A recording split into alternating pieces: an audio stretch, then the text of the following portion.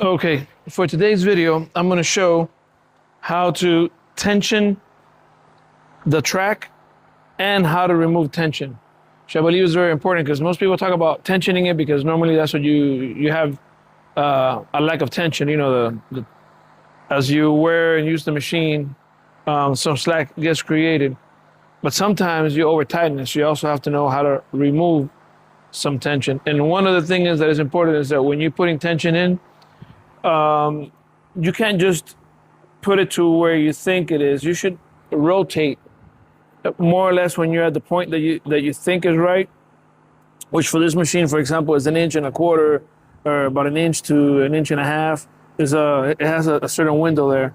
What I use for this machine is I'll just put a 7/8, which is 1.25 of an inch, so 1.25 inches. It's right in between that, the middle, because I believe this one's 1 inch to 1.5 inches.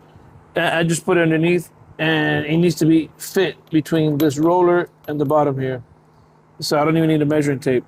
And the good thing about it is because 7/8 happens to be on this particular machine, the Kubota U27-4, the actual nut that's around the zerk fitting that allows you to remove tension. So with this, you already can remove the tension, and it's the exact size of the gap that you need to have. So back to what I was saying a few seconds ago, what's very important is that you rotate it once you have it where you think. Why is that? Simple. If you remove enough that, let's say you had too much and you remove enough to where the gap is exactly the 7/8 socket, when you turn the machine on and spin the whole track, guess what? It kind of adjusts itself and it'll give you a bigger gap. So it could go from this 1.25 of an inch, 1.25 inches, it could go to like 1.75 inches, which puts you past that 1.5. So it's good that you actually rotate in between once you fill it to where you want and when you remove to what you want, to see if you have to add or remove a little bit. Okay, I've gone ahead and switched sides of this what you call it, excavator, because I think the lighting is better from this angle. So I'm gonna go ahead now and remove this plate, which by the way, you don't have to take it all off.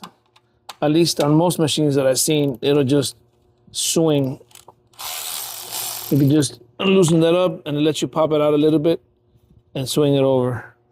What you're gonna find now in there is gonna be the zerk fitting. So I'll show you how to release pressure first, so you can see when you want more slack, what's gonna happen, how it's gonna go down. Let me get this breaker bar here with the 7/8 socket that goes there, and you'll see right now how the distance right here is gonna get separated. Now, this one was I kind of tightened it the other days, and I was in a hurry and I overdid it. And the reason why I overdid it is simple.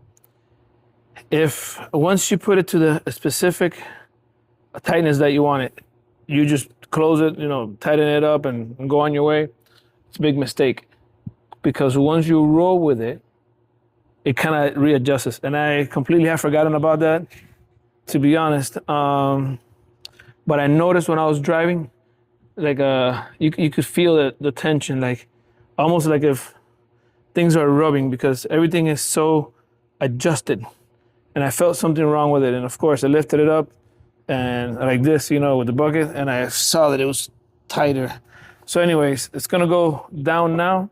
And always remember, after you either put grease or remove, spin your tracks and verify if you have to do some other little adjustment.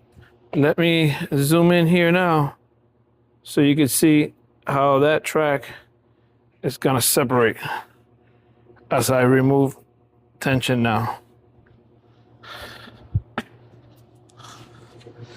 And I will probably let it past the point to add some more so you can see how to put it on too, since this video is gonna be how to add and remove.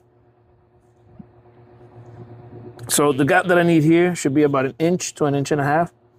So I'm unscrewing this nut that it's behind the zerk fitting. So there's a zerk fitting right in the middle, And if you put the socket right over the zerk fitting, this reaches the back to 7/8 in this particular case.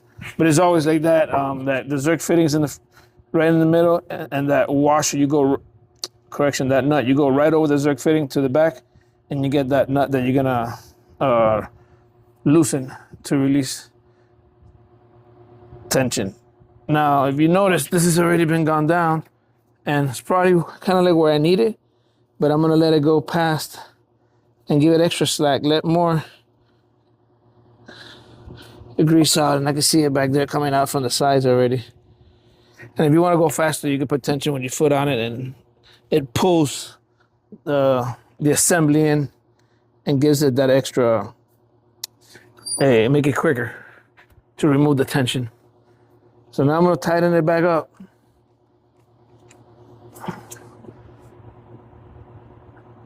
And here's what I'm going to do now. Check that the distance here is what I need. And now if I was going to go by my regular distance, which is between an inch and a half, and by the way, this socket happens to be 1.25 inches, so I could actually just put the socket in here, and it gives me the exact measurement, which is pretty much right there. But let me go ahead and let me just put it here so this doesn't get dirty for the grease. Turn on the machine and spin it and see what change it does. Because like I said, once you spin it, it starts to like readjust. And it's why you have to spin it.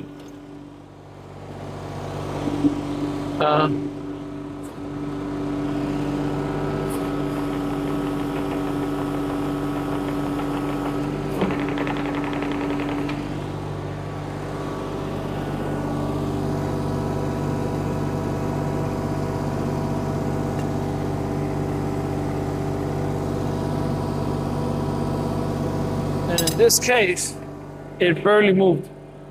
It depends, I guess, where the track,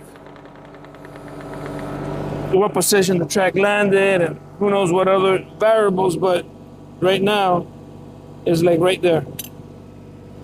So I don't have to add grease. Now, let me tell you, when I have to add the grease, I got tired of struggling, and I've mentioned this in another video when I greased the whole machine, and I got myself this, which is the best thing since sliced bread for greasing these machines.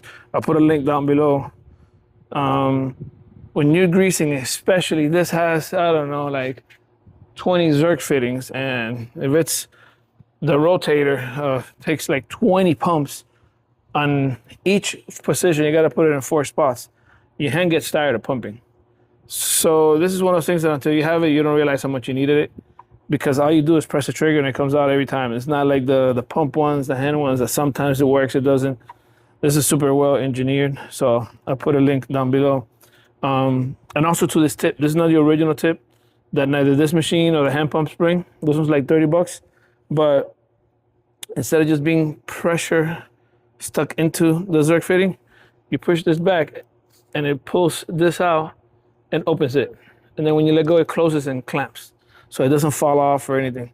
So anyways, in the case that you had to add, all you would do is stick this air into the zerk fitting, hit the trigger or pump it if you're gonna use the hand one till you see it to the spot you want, or your specs of your machine. Like I said, this one's about 1 inch to 1.5 inches, somewhere in between there should be.